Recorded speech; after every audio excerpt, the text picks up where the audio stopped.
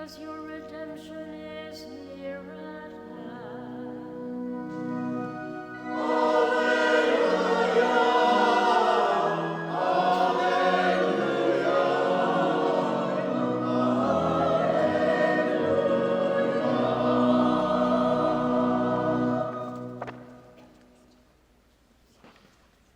The Lord be with you. And with your spirit. A reading from the Holy Gospel according to Luke. Glory to you, Lord.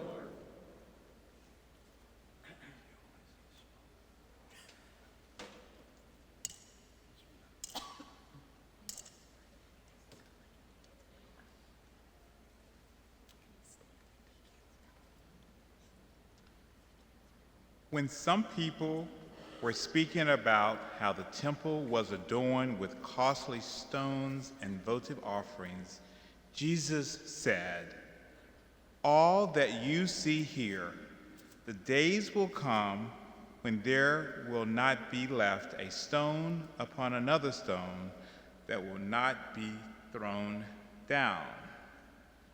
Then they asked him, "Teacher, when will this happen? And what sign will there be when all these things are about to happen?"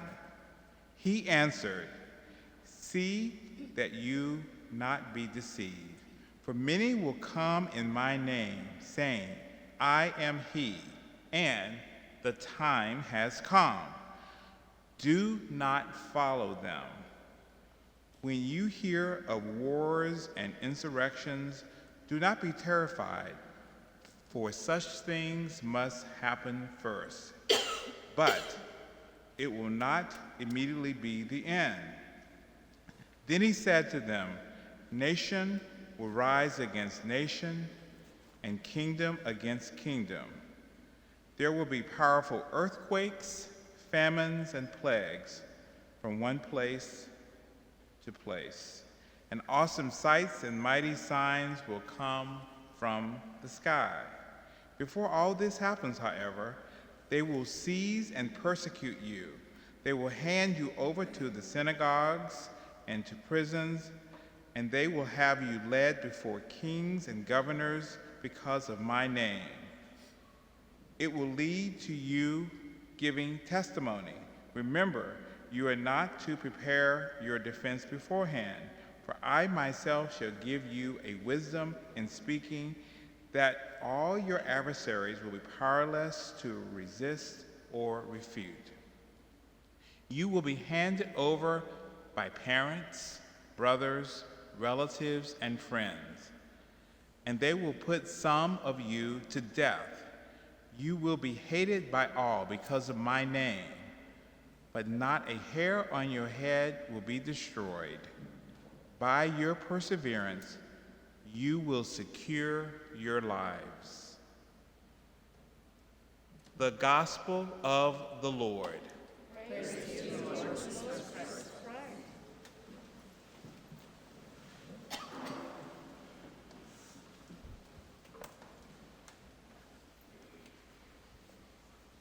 Today I offer you 3 words for your reflection: emptiness, discernment, trust. Emptiness, discernment, trust. A couple of years ago, you may remember seeing on the news that there were fires spreading across Australia. Huge, huge country, a continent.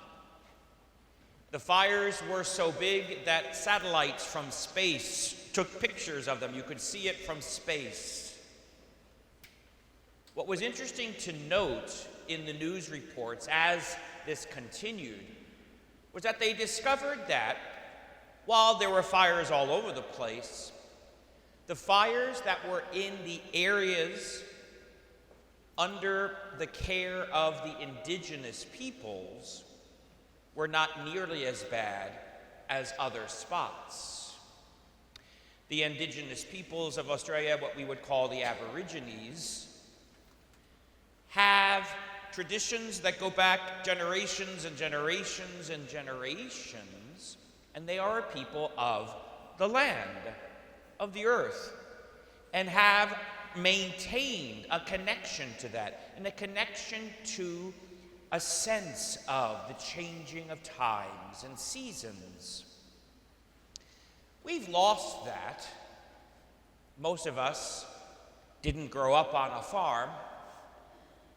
If we visited a farm, it was the petting zoo. But people who are still farmers today have that sense. They know by the wind or the weather or how this is changing or that's changing, what's coming next. And they can read all of that and understand that all of it is natural. So what was the difference? What did the indigenous peoples of Australia do? Well, every year they would set what we would call, or what I would call, a contained fire. I think they called them cool fires. Because what happens? The underbrush grows. You have these big tall trees, but then there's all this underbrush, and that can get very brittle and very dry, and if that goes in flame, then all the higher things go in flame, and suddenly you've got something that's out of control.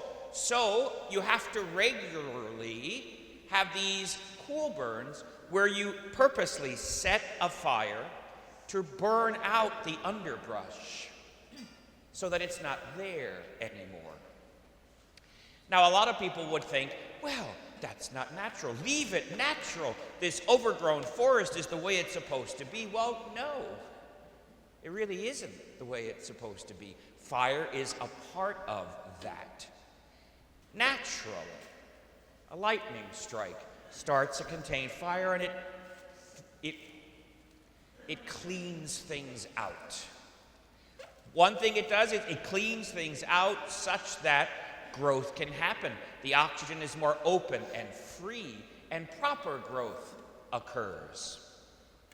With the indigenous peoples doing these contained fires to make sure it happens, it also opens up the land so that they can walk and hunt, not having to deal with this thick underbrush. Even animals participate in this process, in this natural unfolding process from year to year in these areas. Some of them, knowing that it's the time for fires, will move elsewhere. Some will help with the fires. There is a hawk, or falcon, I think it is, who will go down, fly down, pick up a burning branch, fly and drop it somewhere else to start a fire there. But to start a cool fire, to start a fire that is necessary to burn out that which is no longer necessary. We tend to hold on to things. We stuff every spare space we have with stuff. Very little do we let go often. The first word, emptiness. Oftentimes in our society today, emptiness is seen as something negative. I feel empty today. But emptiness, while it can be something bad, can also be something good if it's a purposeful emptiness. If it is an emptiness with purpose. The chalice we will use at Mass today has an empty part of it. That's part of the chalice. It has the sides, it has an opening, and there's an empty space. If that were full, up to the brim, even if it was solid gold all the way through that, the chalice would be useless to us because it would not be able to receive the wine and the water that will, by the power of the Holy Spirit, become the true presence of the body, blood, soul, and divinity of Jesus Christ. That empty part is purposeful. It's necessary. In our own lives, we are called to empty ourselves every day. To empty ourselves of anything that is not of God's Spirit. And sometimes that means emptying myself of whatever sin I'm connected to or dysfunctional thing I'm connected to. But sometimes it means emptying myself of things that are in and of themselves good, but no longer useful to me, or good, but not the good the Lord desires for me in this moment. And I need to let that go also and empty myself of that. The behavior that worked for me years ago, maybe I was in a very dysfunctional situation and there was behaviors that I needed to go through to survive. And today maybe I'm in a very healthy place. Those same behaviors aren't going to serve me like they did before. I have to let go of them. In the spiritual life, something that perhaps served me very, very well, particular devotion, or this experience, or that retreat, that was a tremendous vehicle of grace for me, may have been, in God's mind, a step along the journey. And now I'm somewhere else and I can't be holding on to back there. I have to empty myself and let that go if it is not of God's will for me. Which leads us to the second word, discernment. What signs will come? What will be the sign that these things are about to happen? The people ask Jesus. They want a sign. Well, not only do we need signs, we need to know how to read them and understand them. Jesus said, don't be fooled. People are going to come and they're going to say this and they're going to say that and they're going to do that. You need to think and choose wisely. You need to, in other words, discern in any moment what is of the Lord's Spirit, to accept it, and what is not of His Spirit, to reject it. And sometimes what is of His Spirit may be something very obviously to us, this is a great thing, this is a good thing.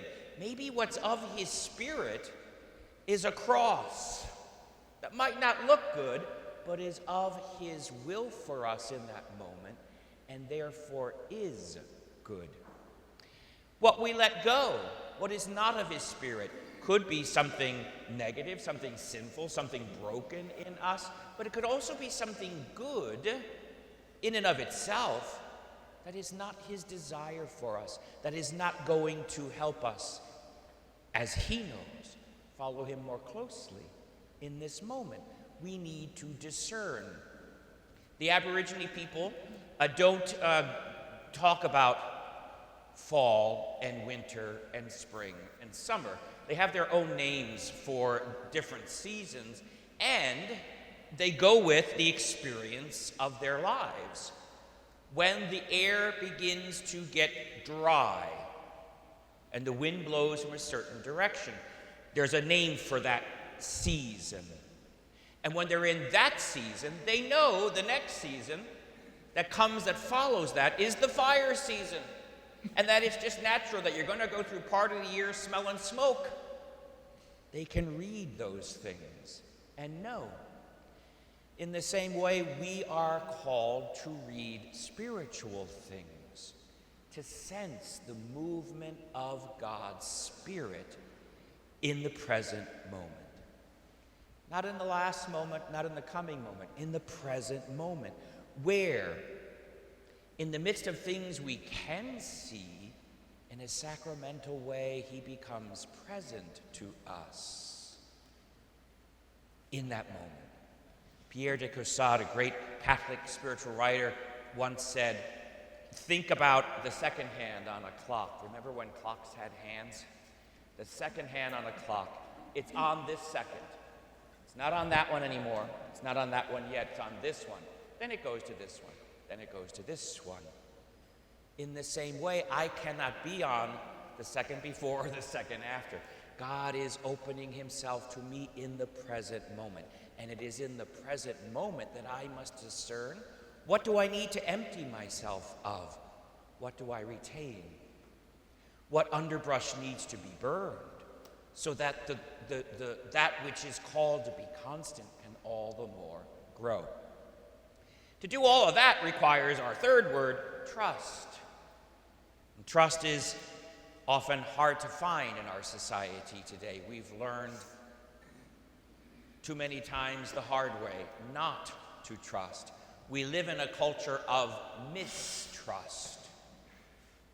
We're out of balance that way. You can be too trusting, but you can be too mistrusting also. If that's always my go-to place, then I'm going to be closed off and afraid to move.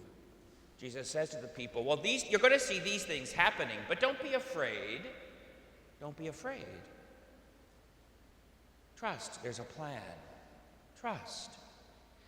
So, in my daily life, am I open to the movement of God's Spirit so that I can discern what is within me that is not of His Spirit in this moment and trust Him, emptying myself so that He can fill me with whatever He desires for me in that moment. Emptiness, discernment, trust.